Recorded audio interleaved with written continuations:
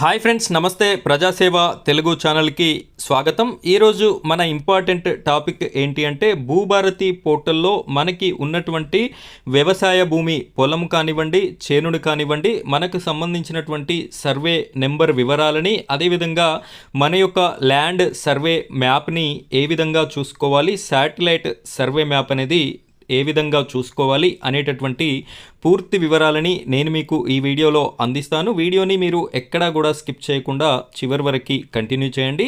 మొదటిసారి కనుక మీరు మన ఛానల్ని చూస్తున్నట్టయితే ఇలాంటి లేటెస్ట్ అప్డేట్ వీడియోస్ రావడానికి మీరు మన ఛానల్ని సబ్స్క్రైబ్ చేసుకోండి. పక్కన బెల్ ఐకాన్ ఉంటుంది, దానిపైన ట్యాప్ చేసి ఆల్ని సెలెక్ట్ చేసుకోండి. ఇంకా ఈ వీడియోని లైక్ చేయనట్టయితే తప్పనిసరిగా లైక్ చేస్తారని మనస్ఫూర్తిగా కోరుకుంటున్నాను.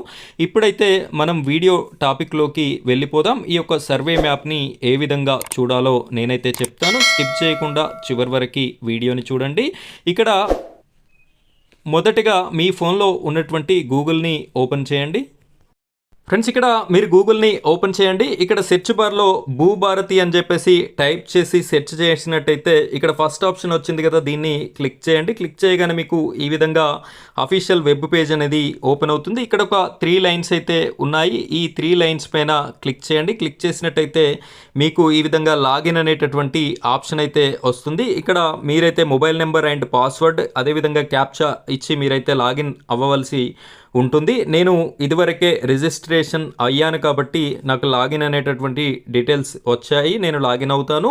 ఇక్కడ మీరు మొదటిసారిగా ఓపెన్ చేసేటటువంటి వారు ఇక్కడ సైన్ అప్ అనేటటువంటి ఆప్షన్ ఉంది. దీనిపైన క్లిక్ చేసినట్టయితే మీకు కొన్ని డీటెయిల్స్ వస్తాయి. అక్కడ రిజిస్ట్రేషన్ కంప్లీట్ చేసుకున్నట్టయితే మీ మొబైల్ నెంబర్కే పాస్వర్డ్ అనేది మెసేజ్ వస్తుంది. ఆ యొక్క మొబైల్ నెంబర్ని, అదేవిధంగా పాస్వర్డ్ని ఇక్కడైతే ఎంటర్ చేసి లాగిన్ అవ్వండి. నేనైతే నా డీటెయిల్స్ ఇచ్చి లాగిన్ అవుతాను. ఫ్రెండ్స్, ఇక్కడ నా డీటెయిల్స్ అన్నీ ఇచ్చాను. ఇచ్చిన తర్వాత గెట్ ఓటీపీ అని చెప్పేసి ఆప్షన్ ఉంది. దీనిపైన టచ్ చేయండి. టచ్ చేయగానే మీ యొక్క మొబైల్ నెంబర్కి ఓటీపీని అయితే పంపించడం జరిగింది. సో ఆ ఓటీపీని అయితే ఇక్కడ మీరు ఎంటర్ చేయవలసి ఉంటుంది.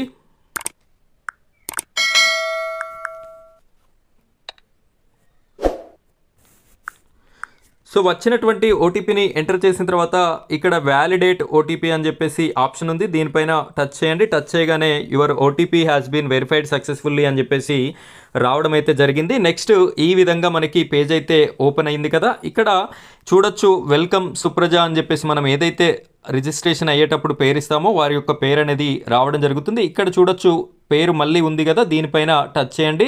టచ్ చేయగానే మీకు ఈ విధంగా వస్తుంది. ఇందులో 4th ఆప్షన్ అప్లికేషన్స్ని సెలెక్ట్ చేసుకోండి. ఇందులో ఈ ఆప్షన్స్ అయితే మీకు కనిపిస్తాయి. ఇందులో 2nd ఆప్షన్ చూడండి, ఇక్కడ మ్యాప్స్ అని చెప్పేసి మనకి కనిపిస్తుంది. ఈ మ్యాప్స్ని అయితే టచ్ చేయండి. టచ్ చేయగానే ప్రొసీడ్ అని చెప్పేసి వస్తుంది. ప్రొసీడ్ పైన క్లిక్ చేయండి. క్లిక్ చేయగానే మనకు ఈ విధమైనటువంటి డీటెయిల్స్ అయితే రావడం జరుగుతుంది.